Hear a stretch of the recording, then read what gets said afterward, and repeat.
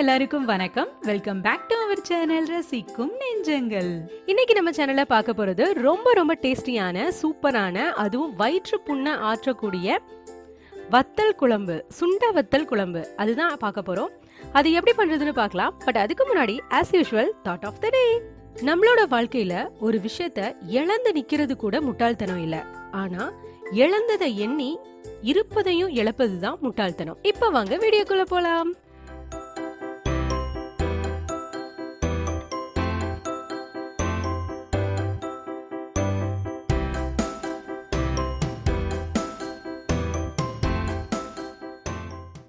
இந்த ரெசிபி செய்யறதுக்கு ஃபர்ஸ்ட் அடுப்பு பற்ற வச்சுட்டு கடாய் வச்சு ஹீட் பண்ணிட்டு ஒரு 2 டீஸ்பூன் அளவுக்கு எண்ணெய் சேர்த்துட்டு எண்ணெய் காஞ்சதும் அதுல ஒரு 3 டீஸ்பூன் அளவு மல்லி, 1 டீஸ்பூன் அளவுக்கு மிளகு, 1 டீஸ்பூன் சீரகம், ஒரு 1/4 டீஸ்பூன் அளவுக்கு வெந்தயம் சேர்த்து நல்லா வறுத்து எடுத்துக்க போறோம். அது கொஞ்சமா வதங்கினதுக்கு அப்புறமா அதுல 1 டீஸ்பூன் அளவுக்கு அரிசி சேர்த்துக்கோங்க.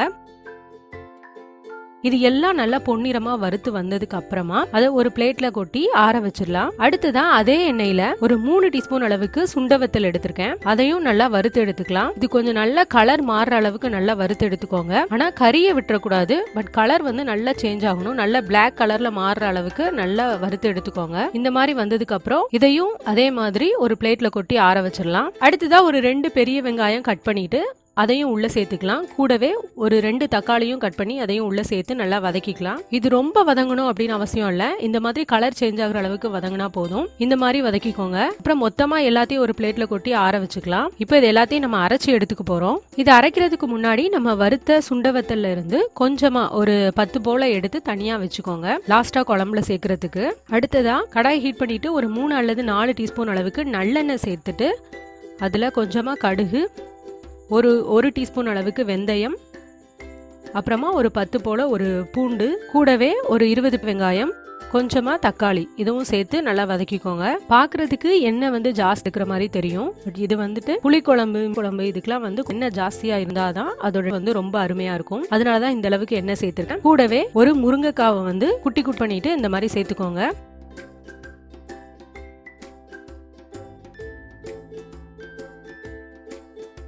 இது வதங்கிட்டு இருக்கும் போதே அதுல ஒரு 2 டீஸ்பூன் அளவுக்கு குழம்பு மிளகாய் தூள் சேர்த்துக்கோங்க. சேர்த்துட்டு 1 டீஸ்பூன் அளவுக்கு காஷ்மீரி மிளகாய் தூள் நான் சேர்த்திருக்கேன். நீங்க நார்மல் மிளகாய் தூளும் சேர்த்துக்கலாம். சேர்த்துட்டு இதையும் எண்ணெயிலேயே வதக்க போறோம். அப்போ தீயை வந்து கம்மி பண்ணிக்கோங்க, சிம்லயே இருக்கட்டும். அப்படி இல்லைன்னா பொடி சேர்த்ததுக்கு அப்புறமா பொடியெல்லாம் எண்ணெயில வந்து ஹீட்ல கரிஞ்சிரும், டேஸ்டும் நல்லா இருக்காது. ஸோ சிம்ல வச்சுட்டே பண்ணுங்க. இந்த பொடி சேர்த்து வதக்கும் போதே ஒரு நல்ல மனம் வரும். பொடியும் பச்சை வாசனை போகிற அளவுக்கு நல்லா வதங்கினதுக்கு அப்புறமா நம்ம ஆல்ரெடி வறுத்து அரைச்ச அந்த மசாலாவையும் உள்ள சேர்த்துக்கலாம். நல்லா மையாவே தண்ணி சேர்த்து அரைச்சிக்கோங்க. அதையும் உள்ள சேர்த்ததுக்கு அப்புறமா கடைசியா ஒரு எலுமிச்சப்பழ அளவுக்கு புளி எடுத்து கரைச்சி அதையும் உள்ள சேர்த்துக்கோங்க. சேர்த்துட்டு எல்லாத்தையும் நல்லா கலந்து விட்டுக்கோங்க.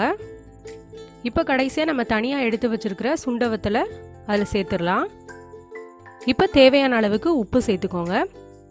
உப்பு சேர்த்து நல்லா கலந்ததுக்கு அப்புறமா மூடி போட்டு மூடி வச்சிருங்க. குழம்பு நல்லா கெட்டியாகட்டும். கொதிச்சு நல்லா கொதி வந்து இந்த மாதிரி எண்ணெய் தனியாக நம்ம சேர்த்த எண்ணெய்லாம் தனியாக பிரிஞ்சு வரும். அந்த அளவுக்கு நல்லா குழம்பு கெட்டியாகிற அளவுக்கு கொதிக்க விடுங்க. சிம்லையே வச்சு பண்ணுங்க. அவ்வளோதான், நம்மளோட டேஸ்டியான சூப்பரான, அதுவும் நான் ஆல்ரெடி சொன்ன மாதிரி வயிற்று புண்ணை ஆற்றக்கூடிய சுண்ட வத்தல் குழம்பு வந்து சூப்பராக ரெடி ஆயிடுச்சு. இதில் வந்து நம்ம சுண்டவத்தில் வந்து அரைச்சி சேர்த்துருக்கோம் அப்படிங்கிறதுனால குழந்தைங்களும் இதை வந்து தனித்தனியாக எடுத்து வச்சுட்டு சாப்பிட மாட்டாங்க. ஸோ சின்னவங்கலேருந்து பெரியவங்க வரைக்கும் யார் வேணாலும் தாராளமாக சாப்பிட்லாம். கண்டிப்பாக இதை வந்து யாருமே அவாய்ட் பண்ணாமல் சாப்பிடுவாங்க. வீட்டில் ட்ரை பண்ணி பாருங்கள்.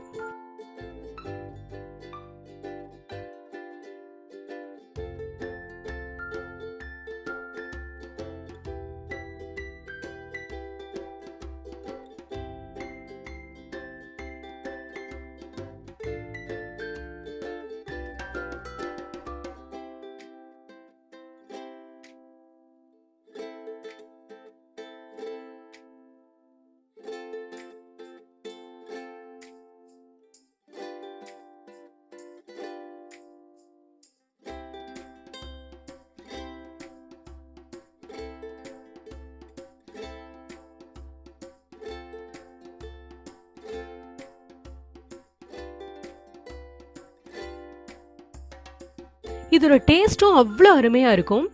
நல்ல சுட சுட சாதத்தில் கெட்டியான தயிரோ அப்படி இல்லைன்னா நீர்த்த மோரோ சேர்த்துட்டு இந்த வத்த குழம்பையும் சேர்த்து நல்ல சுட்ட அப்பளம் அப்படி இல்லைன்னா பொரிச்ச அப்பளம் சேர்த்து சாப்பிட்டு பார்த்தீங்க அப்படின்னா இதோட டேஸ்ட் அவ்வளோ அட்டகாசமாக இருக்கும். கண்டிப்பாக வீட்டில் ட்ரை பண்ணி பாருங்க. ஓகே, அவ்வளோதான். இந்த வீடியோ உங்களுக்கு பிடிச்சிருந்துச்சு அப்படின்னா குட்டியா லைக் கொடுங்க. இந்த வீடியோ யாருக்காச்சும் யூஸ்ஃபுல்லாக இருக்கும் அப்படின்னு தோணுச்சுன்னா கண்டிப்பாக ஷேர் பண்ணுங்க. இந்த வீடியோ பற்றின உங்களோட கருத்துக்களை மறக்காம கமெண்ட்ல கீழே சொல்லுங்க. முக்கியமாக நம்ம சேனலை சப்ஸ்கிரைப் பண்ண மறக்காதீங்க. சப்ஸ்கிரைப் பண்ணிட்டு கூடவே இருக்கிற பெல் ஐக்கானை கிளிக் பண்ணி ஆல் அப்படின்ற ஆப்ஷனையும் கொடுத்துக்கோங்க.